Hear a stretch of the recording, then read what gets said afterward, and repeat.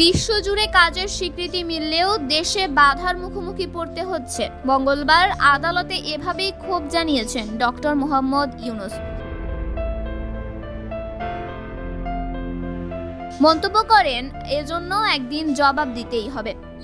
এদিকে শ্রমিকের অর্থ আত্মসাতের অভিযোগে দুদকের মামলায় তার বিরুদ্ধে অভিযোগপত্র আমলে নিয়েছে আদালত। ২রা মে শুনানির দিন ধার্য করা হয়েছে।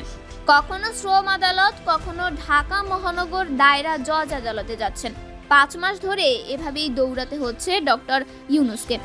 মঙ্গলবার যান ঢাকা মহানগর সিনিয়র স্পেশাল জজ আশামস জগলুর হোসেনের আদালতে, কারণ তার বিরুদ্ধে গ্রামীণ টেলিকমের কর্মচারী কল্যাণ তহবিলের টাকা আত্মসাতের অভিযোগ। ১৯সহ ১৪ আসামির বিরুদ্ধে দুদকের চার্জশিট আমলে নিয়েছে আদালত।